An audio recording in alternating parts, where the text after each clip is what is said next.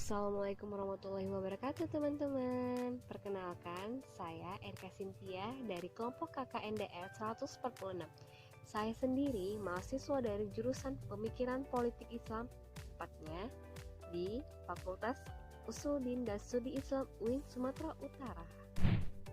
Nah teman-teman, di sini saya akan mengangkat tema yaitu pilkada di era new normal.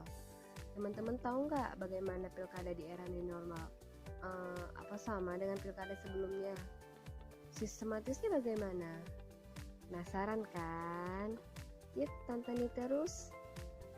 Teman-teman, yuk kenali dulu apa itu new normal. New normal atau normal baru adalah tatanan baru untuk beradaptasi dengan COVID-19. Nah, ini salah satu strategi pemerintah untuk membangkitkan sistem kehidupan kita yang sempat terpuruk selama pandemi COVID-19.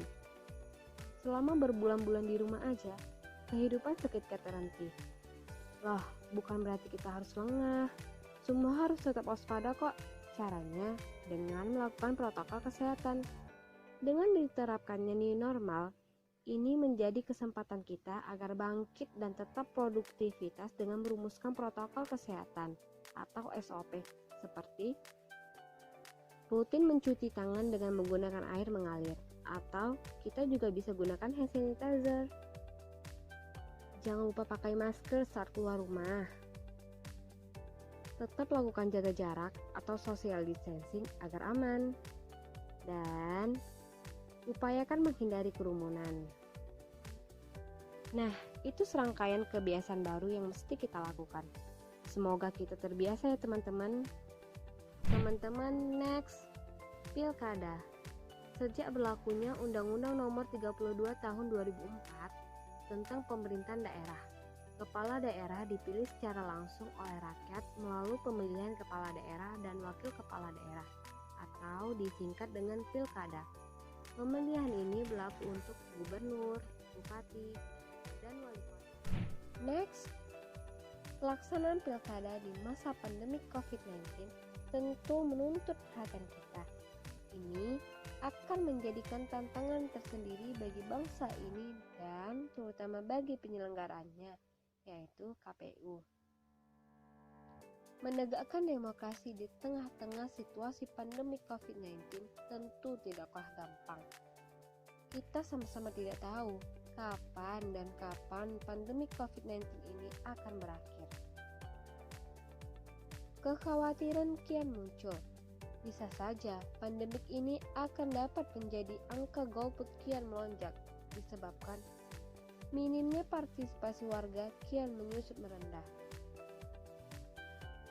Mau tidak mau, pemerintah harus mengambil sikap. Pemerintah harus tetap melaksanakan pilkada yang tetap berintegritas dan sehat, sesuai dengan protokol kesehatan yang sudah diterapkan oleh pemerintah. Dan ini akan menjadi salah satu tantangan bagi KPU untuk melaksanakan pilkada di era new normal. Next, tata tertib ketika berada di TPS. Langkah pertama, kita akan dideteksi suhu tubuh atau dithermal gun oleh petugas TPS. Jika kita memiliki suhu tubuh di atas 37,5 derajat Celcius, maka dilarang masuk ke dalam TPS dan akan disuruh pulang.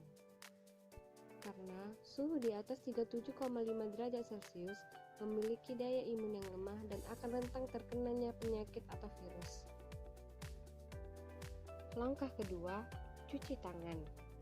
Anjuran sering mencuci tangan dapat membasmi penyebaran virus corona, karena kita tidak tahu dalam seharian apa saja yang kita sentuh, dan ini tidak dapat menutup kemungkinan virus dapat menempel dari apa yang kita sentuh, seperti benda.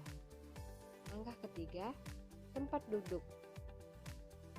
Duduk dengan berjarak, ini akan mengantisipasi penyebaran virus corona. Langkah keempat, bilik suara, di mana pemilih bisa memilih calon atau partai pilihannya secara rahasia. Fungsinya untuk menjaga keamanan dan kerahasiaan pilihan kandidat setiap pemilih. Dan terakhir, langkah kelima, kotak suara, guna untuk menyimpan surat suara yang telah dicoblos oleh para pemilih agar aman dan rahasia. Dan para pemilih yang sudah mencoblos akan diberi tanda di jari kelingking menggunakan tinta biru. Ini menandakan bahwasannya para pemilih sudah bijak menggunakan hak pilihnya dengan cara tidak golput. Demikianlah yang dapat saya sampaikan mengenai judul saya ini. Semoga bermanfaat. Dan jangan lupa subscribe, like, and comment. Thank you. Wassalamualaikum warahmatullahi wabarakatuh.